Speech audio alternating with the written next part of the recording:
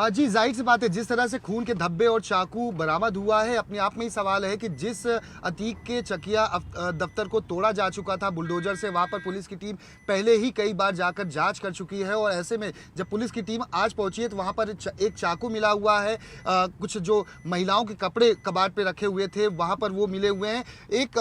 कपड़ा जो है उस पर खून के धब्बे मिले हुए हैं और उसके साथ साथ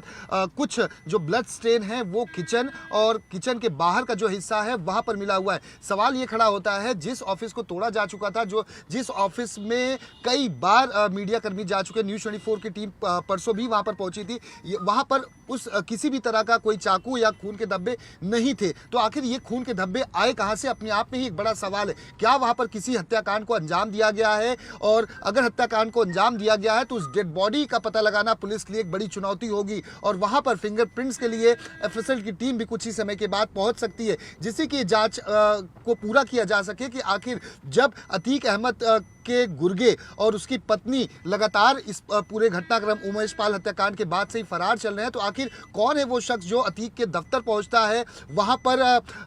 हत्याकांड को संभवतः अंजाम दिया जाता है। क्योंकि खून के धब्बे मिलना और चाकू मिलना, महिला के कपड़े पर खून के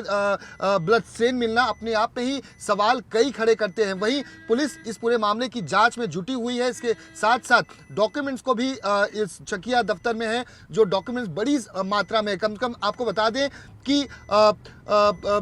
5 से 6 हज़ार से ज़्यादा डॉक्यूमेंट्स वहाँ पर मौजूद हैं। अतीक अहमद ने जिस तरह की प्रॉपर्टी को कब्जा किया हुआ था, अलग अलग लोगों की, चाहे ज़मीन हो, चाहे वो कोर्ट के पेपर हो जिसमें ज़मीन के जुड़े हुए कागजात मौजूद हैं, उसको लेकर भी एक बार फिर से पुलिस इस पूरे मामले की जांच करेगी। क्योंकि हज़ारों करोड़ों रुपए की संपत्ति अवैध रूप से बनाई गई थी, कब्जा किया गया था, लोगों को धमकाया गया था और बहुत ही कम पैसे में लोगों की ज़मीन को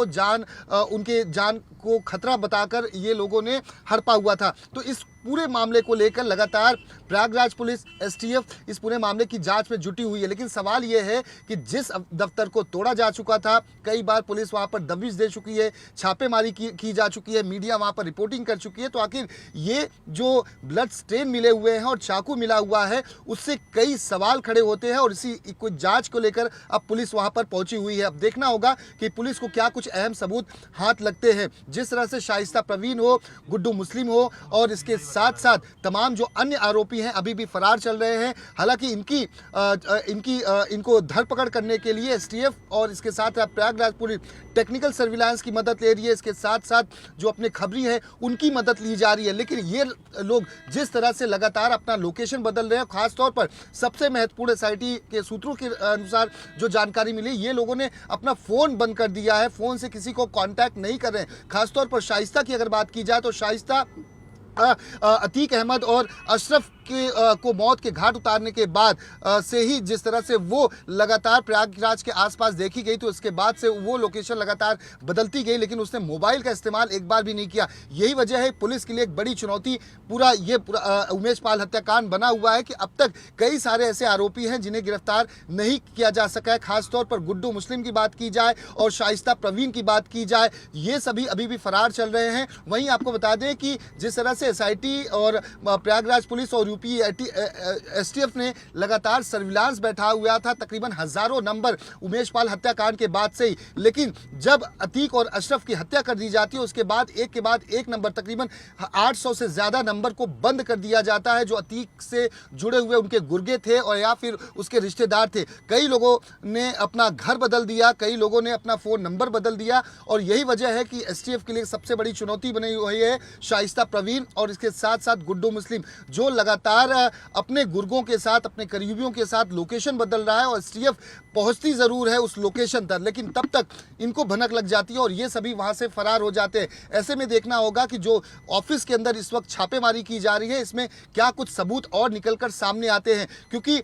अगर यहाँ पर जिस तरह का खून मिला हुआ है, अगर किसी भी मनुष्य का है या महिला का है, तो अपने आप में ही कई सवाल खड़े होते हैं कि आखिर यहाँ पर खून के धब्बे पहुँचे कैसे, क्या यहाँ पर किसी को मौत के घाट उतारा गया और उसके बाद लाश को ठिकाने कहीं और लगाया गया। और चाकू का मिलना अपने आप में ही कई सवाल खड़े करता है। तो फिंगरप्रिंट्स मिलेगा जब यहाँ पर आपको बता दें कि एफएसएल की टीम पहुँचेगी और उसके बाद वहाँ पर जाँच शुरू की जाएगी। अब देखना होगा कि यहाँ पर जो पुलिस टीम पहुँची है क्या कुछ और डॉक्यूमेंट्स को खंगाला जाता है, क्योंकि 6000 से ज़्यादा डॉक्यूमेंट्स अतीक के दफ्तर में यहाँ पर इस वक्त भी मौजूद है। और इन डॉक्यूमेंट्स को खंगालना, क्योंकि उत्तर प्रदेश सरकार ने पहले ही कह दिया है कि इस पूरे मामले में अतीक ने जिस भी पीड़ित का ज़मीन कब्जा किया या उसकी प्रॉपर्टी को कब्जा किया या कम कीमत में उनकी जान को धमकी बताकर उनको मार पीट कर कई लोगों को मौत के घाट उतारने के बाद जो ज़मीन या प्रॉपर्टी कब्जा की गई है, उन सभी को वो एक टीम का गठन किया जाएगा, आयोग का, जो सभी पीड़ितों को उनकी ज़मीन, उनकी प्रॉपर्टीज़ को वापस करेगी। अब देखना होगा कि यहाँ पर जो ज़मीन के कागजात जो अभी भी मौजूद है उसमें क्या कुछ और निकल कर सामने आता है। वहीं आपको बता दें कि मुस्लिम कम्युनिटी अपने लोगों को वो वहाँ पर यहाँ से तकरीबन करेली विधानसभा क्षेत्र के अंदर एक इलाका आता है आलिया सिटी, वहाँ पर भी 100 बीघा से ज़्यादा की ज़मीन अतीक और उसके गुर्गों ने, किसान जो गरीब थे, निम्न वर्गीय थे, उनकी ज़मीनों को हड़पा था और हड़पने के बाद वहाँ पर एक स्मार्ट सिटी बनाने की तैयारी थी जिसमें वो ज़्यादा से ज़्यादा वोट बैंक की राजनीति कर सके और अपने लोगों को ही उस आलिया सिटी में बसा सके। उसको लेकर 2018 में योगी सरकार की तरफ से बुलडोजर चलाया गया था और बड़ी मात्रा में यहाँ पर घर बनाने की तैयारी पूरी की जा चुकी थी, यहाँ तक कि पिलर भी डाले जा चुके थे। तो वहाँ पर तो कार्रवाई की गई है, लेकिन अभी भी उसकी अवैध प्रॉपर्टीज़ प्रयागराज, कौसाम्बी, प्रतापगढ़,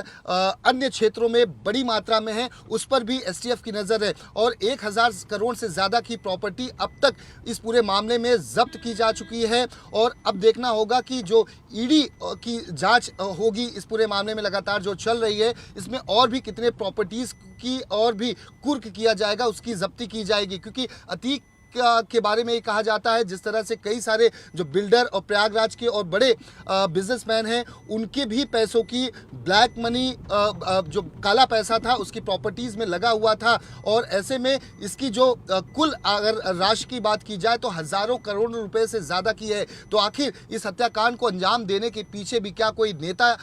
इन्वॉल्व था या कोई बड़ा बिजनेसमैन इन्वॉल्व था जिन्होंने इन तीनों शूटरों को यहाँ तक पहुँचाया था, होटल मुहैया कराए थे, जिगना मेड टर्किश पिस्टल मुहैया कराई थी। इन तमाम मामलों की जांच में एसटीएफ और इसके साथ साथ एसआईटी की जो टीम है वो जांच कर रही है, जिससे कई और बड़े खुलासे जल्दी हो सकते हैं।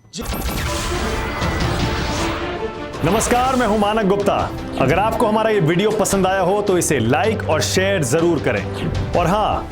हमें सब्सक्राइब और फॉलो करना ना भूलें ताकि आप देश और दुनिया की कोई खबर मिस ना करें। तो जुड़े रहिए हमारे साथ और देखते रहिए